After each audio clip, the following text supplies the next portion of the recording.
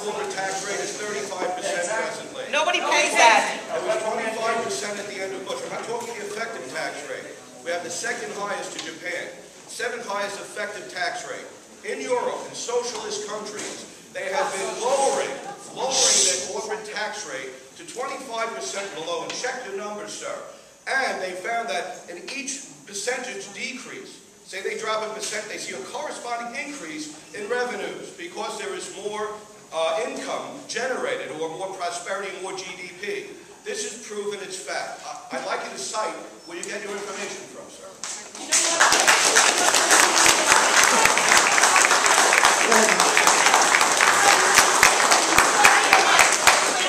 Wait a minute. Corporate tax is down 35%. If we reduce it to 25%, Let's it jump would going be overseas. at the same rate that when Herbert Hoover was president, and we know what happened when Herbert Hoover was president.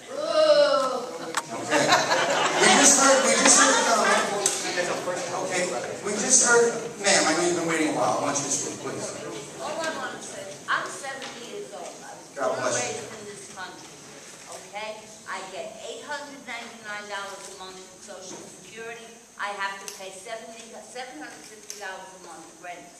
I am not entitled to anything else.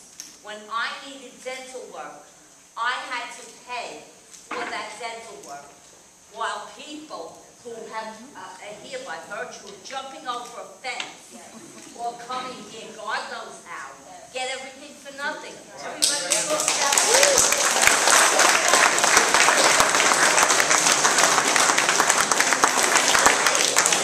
we got worked for it. Oh, that brings up. That brings up the idea of immigration. They don't get anything you don't get. Does anyone in here disagree that we need comprehensive immigration reform? Anyone disagree?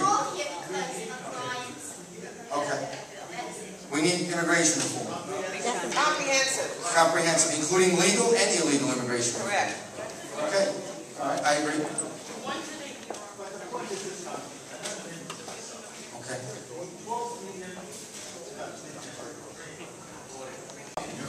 According to the Ryan budget proposal and the plan. It's not a proposal, you passed it. It's the GOP budget. It's your budget, you voted for it. It's a plan, though. It's a plan that you voted for. Okay, one at a time. One at a time. Ma'am, it's very disrespectful. I wouldn't do that to you.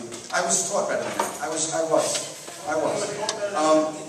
I've spoken to you. I want to give some other people a chance. It is a plan. Okay? It is a blueprint. And it's a blueprint for a reason. That although we can disagree on whether it's good, whether it's bad, it's at least a start to the discussion. And I'll tell you why I think it's an important start. It adds to the deficit. Before I took office, thank you for blurting out. Before I took office, the discussion was all about how much are we going to spend. That was the discussion in Washington. How much are we going to spend? And after I took office with the new Congress, the discussion has been how much are we going to cut? That's been a debate in the newspaper. So I think that that's a fundamental. If I may. Yes, sir. I've been sitting here very quiet trying to speak. Please speak, sir. Bananas, oranges, apples, individual items. You talk fruit salad at one point, which is percentages, and you avoid the raw numbers at that point, and then you switch the raw numbers and try to throw percentages in. The fact of the matter is, there is a difference between taxing 2% of the richest people in this country and being able to say that 98% are not going to suffer that kind of a tax. And that is what most of the audience here is talking about. And we're talking across purposes. A Timex and a Rolex both end in an X. You can afford a Timex or a Rolex. I can't afford the Rolex at $35,000, but somebody making $1 million a year can. They both tell the same time and just as accurately. One may not last as long. You may not be able to give it to your grandchild, but there is a difference in earning potential. There is a difference in the amount of money you make, and there is a difference when people making that much money pay only 17% of their earnings.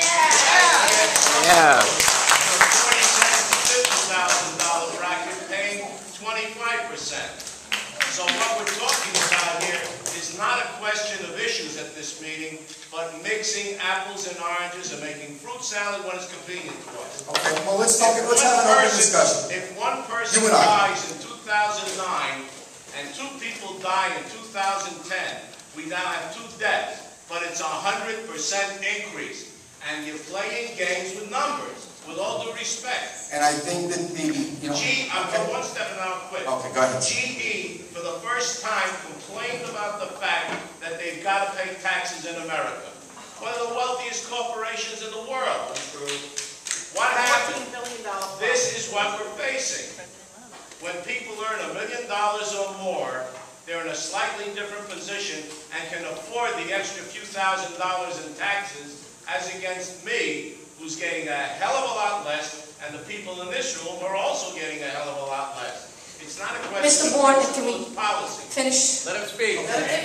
All right, well, we want to be respectful to everyone, too, so there's a lot of people that want to speak. I appreciate that. The top 2%, if we raise the taxes on the top 2%, it's still not enough money to cure the problems that we have coming.